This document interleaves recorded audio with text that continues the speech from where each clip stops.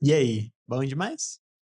Meu nome é Rafael e eu queria trocar ideia com vocês hoje sobre nível de inglês e vagas no exterior.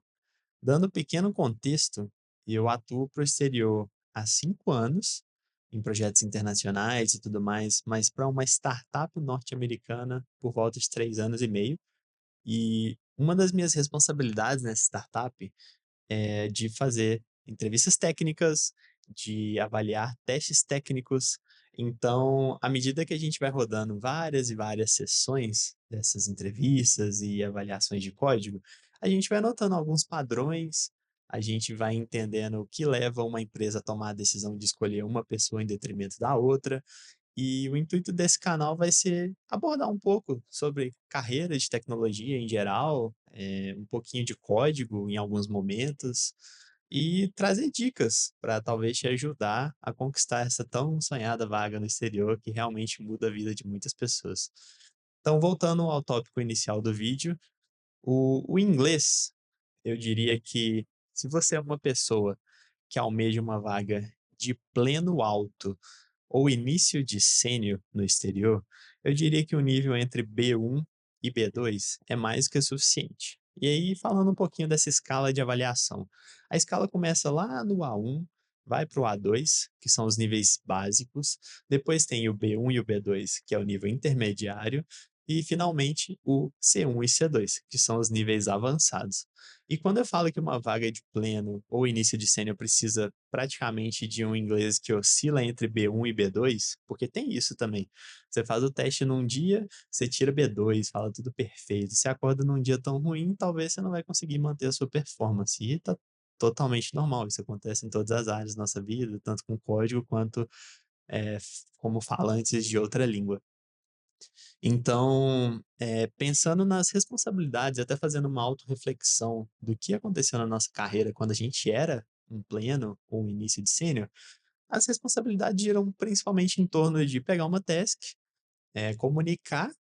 o andamento dessa task com o time, se encontrar algum blocker, algum problema, levantar a bola e, em parceria com algum teammate, resolver esse problema, continuar o desenvolvimento da task até entregar.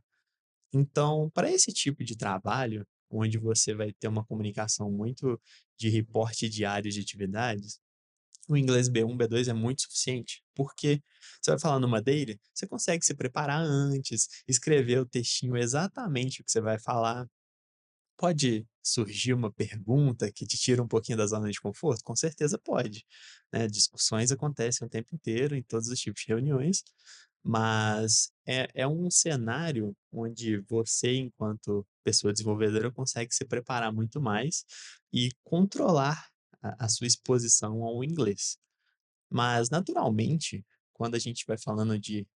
posições mais altas na carreira, um sênior já com uma certa experiência, talvez um tech lead, talvez um arquiteto de software, a gente já começa a falar de um nível de inglês um pouco mais polido, que eu diria que oscila ali entre B2 e C1, dependendo da exposição que você teria naquela vaga. E aí, também fazendo uma autorreflexão, se você não chegou nesse nível de carreira ainda, vou te trazer alguns pontos como exemplo, que é, enquanto, team leader, tech lead, você tem que ter o inglês suficiente para, por exemplo, você tem outros membros na equipe e você tem que fazer uma gestão de conflito. Você tem que ter aquela sensibilidade de saber como você vai fazer o approach, como você vai se comunicar com as pessoas, resolver aquele conflito. Você provavelmente vai ter contato mais direto com stakeholders para fazer mapeamento de requisitos, para validar uma solução. Então você acaba tendo que ter aquela skill de converter, o técnico para uma linguagem mais de negócio, ou uma linguagem onde uma pessoa que não é técnica vai entender, e essa é uma skill bem difícil, sinceramente. E vamos lá, arquiteto, você define uma solução, você tem que passar exatamente o que você está pensando para o time, você vai ser questionado sobre as decisões que você tomou, então você tem que saber argumentar para convencer as pessoas. Isso também se aplica a uma vaga de data analyst, por exemplo, onde você extrai ali um relatório, quando você vai apresentar esse relatório para a empresa, ou para o seu time, ou para quem quer que seja, você tem que ter aquela embasamento, aquela argumentação por trás para justificar o porquê aquilo está certo, porque aquilo é importante. E pensando um pouco no meu contexto também, de rodar entrevistas técnicas,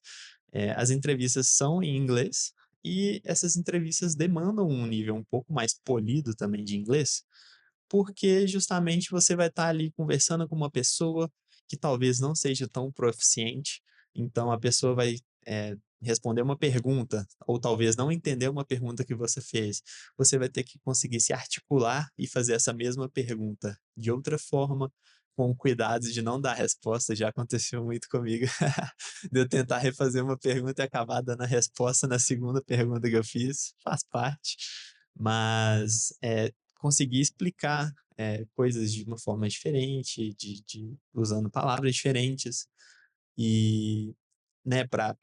trazer essa flexibilidade de comunicação, tem vários pontos que são importantes. Eu não sou professor de inglês, mas, eu estudo inglês desde de adolescente, mas desde que eu realmente comecei a me dedicar à carreira internacional, eu comecei a fazer aulas one on one com professores que tenham o mínimo de background técnico, porque aí eu conseguia deixar a minha aula bem focada no trabalho, no profissional, porque saber falar inglês para uma viagem é diferente de saber falar inglês para trabalho. Eu diria que, inclusive, o meu inglês para viagem é bem pior, porque falta vocabulário sobre muitos assuntos. Se eu precisar ir no médico, então, no exterior, eu tô ferrado. Mas o técnico, que é aquele do dia a dia, que eu já estou acostumado, eu digo que ele é bem suficiente. Então, trazendo um pouco de dicas, né. Então essa é a primeira, tentar praticar o inglês, mas não praticar o inglês igual, você ouve direto o pessoal falando: "Ah, assiste série, escuta música". Tipo, isso é importante para te trazer essa flexibilidade de vocabulário, mas se expressar tecnicamente é um pouco diferente do que simplesmente saber falar, as palavras em inglês e tudo mais. Saber usar os tempos verbais de forma correta é muito importante, porque você misturar um simple past com present perfect muda completamente o que você está tentando falar.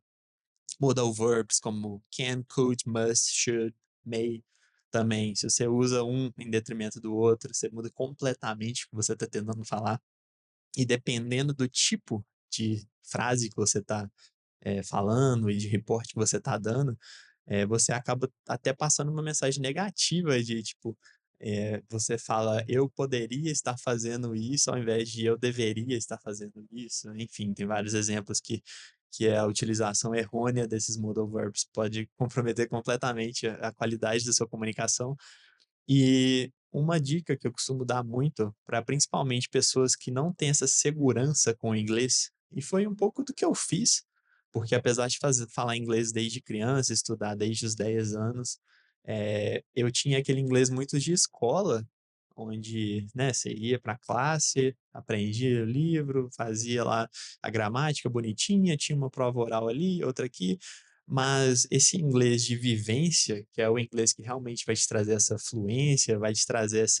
essa capacidade de entender diferentes sotaques, porque tem isso também, né, cada pessoa tem um sotaque diferente, inclusive no próprio Brasil, falantes de português, cada estado fala de uma forma totalmente diferente. Eu, mineiro, lanço um "ai", "trem", que talvez a pessoa de outro estado não entenda o que eu estou querendo falar, o arreda é um clássico, que é praticamente pedir licença para alguém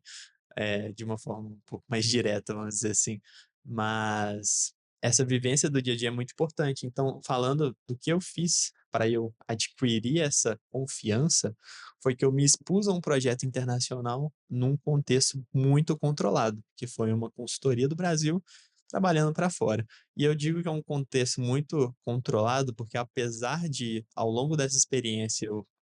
tenha sido exposto cada vez mais ao inglês, porque eu cheguei a trabalhar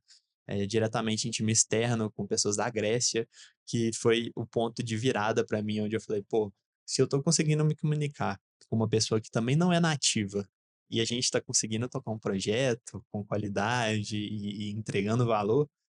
é isso que eu preciso". Então essa estratégia de me expor em cenários controlados, onde se eu não soubesse falar algo, eu teria ali um product manager, um gerente para me representar, para, enfim, falar com o cliente caso eu precisasse. Foi um ponto muito importante para mim desenvolver, para eu desenvolver essa confiança. que é fundamental para a gente conseguir falar o inglês bem. E uma outra dica que eu costumo dar para amigos, conhecidos e quem vem a mim e pergunta, é que se você não tem essa confiança e talvez não tenha essa oportunidade de se expor ao inglês de uma forma num contexto controlado, ou já queira dar um passo um pouco maior, ao invés de pegar uma consultoria no Brasil e já se expor uma oportunidade nos Estados Unidos, talvez considerar dar um step back de carreira. E quando eu digo step back, eu não quero dizer talvez ganhar menos, porque se você está almejando uma vaga no exterior, naturalmente essa transição de ganhar em real para ganhar em dólar já vai se pagar independente do nível. Dificilmente essa conta vai ficar no negativo, mas se você é um tech lead, um sênior aqui no Brasil, tenta pegar uma vaga de uma senioridade um pouco mais baixa, porque isso vai ser muito bom para você, porque você vai ter menos cobrança, você vai conseguir talvez, né, entregar o serviço de codificação de software engineer com uma velocidade muito mais alta do que você entregaria como um sênior, e ter tempo para se adaptar à língua, estudar por fora e ter toda essa fase de adaptação. E a verdade é que quando você faz esse passo de sair de um contexto brasileiro, falante de português, começa a trabalhar para o exterior, a tendência é que os primeiros meses, eu diria aí que os meus primeiros 4 meses foram completamente exaustivos. Eu trabalhava ali 8, 9 horas por dia falando inglês com uma companheira de equipe que era da Índia, porém morava no Canadá na época, mas ali até a gente pegar os vícios de linguagem, entender como a pessoa fala, eu saía exausto do meu dia de trabalho. Eu saía da cadeira do escritório, deitava na cama e dormia por 10, 12 horas consecutivas, no outro dia acordava e repetia isso, e isso se repetiu por vários, vários meses por conta disso, né, a gente não está acostumado, não é uma posição confortável de se estar. Porém, é uma posição que traz para a gente muitos benefícios financeiros, principalmente, mas também de consolidação de carreira internacional. Uma vez que você trabalha para uma empresa do exterior, naturalmente outras empresas já vão ver o seu perfil com outros olhos, falando assim: olha, essa pessoa trabalhou 2, 3 anos, principalmente essas experiências que duram um pouco mais, além de um ano aqui, um ano ali, um ano aqui. As empresas tendem a valorizar muito esses long stays que eles falam, eh, então, só de você ir consolidando pouco a pouco a sua carreira internacional, mesmo que numa vaga de uma senioridade mais baixa, isso já vai te ajudar a conseguir a próxima, e a próxima oportunidade pode ser essa grande oportunidade de nível sênior que paga seus 7, 8, 10, talvez até mais $1.000 por mês. Então é isso que eu queria trazer hoje. Se você tiver alguma dica extra que eu perdi, deixe aí nos comentários e a gente se vê no próximo vídeo. Até mais.